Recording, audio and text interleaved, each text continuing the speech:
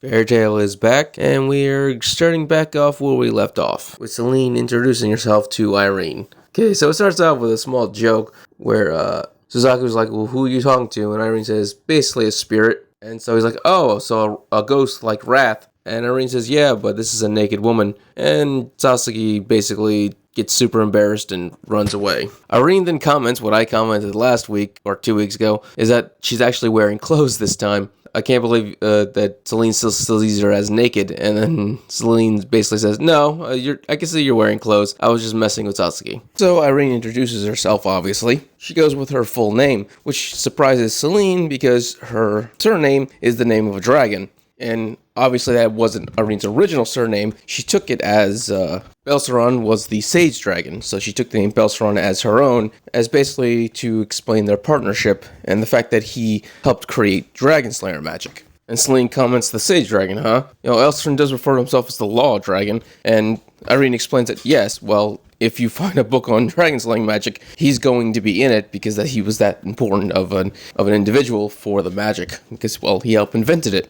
And then she basically calls Elsfina a moron, unworthy of the title Law Dragon. So Selene puts 2 and 2 together and understands that Irene was actually the creator of Dragon Slayer magic 400 years ago. But she then asks, so have you been basically a wandering spirit this entire time? And Irene goes, not exactly. It's more complicated than that. But she doesn't really explain it because that would be way too much to get into at the moment. She basically goes, long story short, I lost my body and so I enchanted myself onto Wendy. And so Selene then asked, can you coexist with her? And Irene says, most likely, we have been doing that. Yeah, so this entire time, Selene has actually been worried about Wendy, apparently. She thought that Irene was a yokai that has hooked herself to Wendy and is trying to possess and control her. So that's very sweet of her, wanting to be very protective. But since their relationship is them coexisting together, Selene has no reason to get involved. Irene mentions that she's from a country where dragons and humans coexisted, and so a dragon like Selene, who cares for humans and dragons, is needed for the future. And so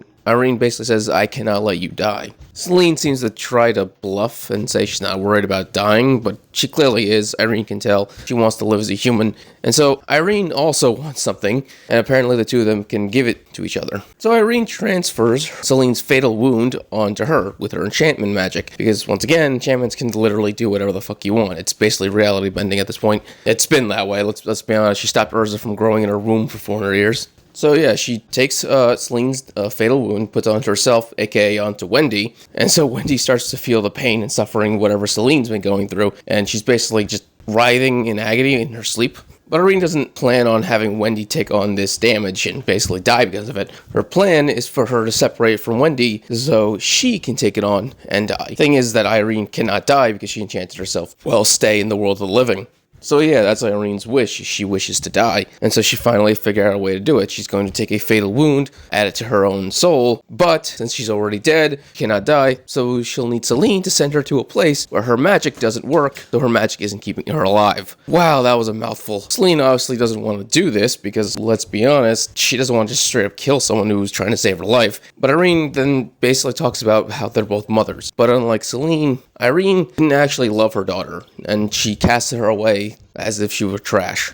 And just at the very end of her life, she was able to regain a sliver of her motherly love and basically make sure her daughter didn't die by her own hands. And apparently this entire time, she's basically been hating herself for the simple fact that she tried to straight up kill Urza just to save her own life. And she basically just used Wendy as a way to look over Urza all this time so she could have some connection to her daughter. At the same time, she did in fact teach Wendy to be a master enchantress, so it was a fair trade. She got to spend time with her daughter in exchange for finishing Wendy's training. So Selene then asked, why not continue to watch over your daughter? And Irene says, I have no right to do so, and I have no right to even communicate with her in any way, shape, or form. The sins I committed against her are unforgivable. And so she's just satisfied with what she was able to get in the end. So Selene opens a gate and sends Irene away. And Wendy stops writhing in pain and actually begins to cry as the simple fact that even though she's still asleep, she knows that Irene is now passing on. And the last thing she does is she thanks Wendy and she wishes for Urza to live a long, good life. And of course, she's sent to Edolas, where her magic does not work, so the enchantments on her soul don't work, and so the fatal wound can finally kill her, and she passes on. And that's where in Edolas, the knight captains are revealed to be a bunch of idiots, like always.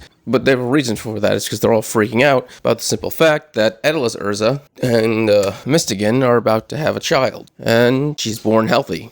Yes, it is a girl. And the two named their child Irene. The Edolas system parallel world is quite weird because Earthland, Edolas, there's always counterparts for each other, but your counterpart doesn't have to be exactly like you. In fact, it's usually your opposite. Grandina is a perfect example. She's a dragon, but her Edolas counterpart is Porcelika, who, of course, is the medical wizard for Fairy Tale Guild. She came onto Earthland 100 years ago, basically, at this point. Okay, it's closer to 80 years, but the point is, Grandina and her are each other's counterparts. One's a dragon, one's a human. Kind of odd that in Earthland, Irene is Urza's mother, and in Edolas, Urza is Irene's mother. That's a weird one.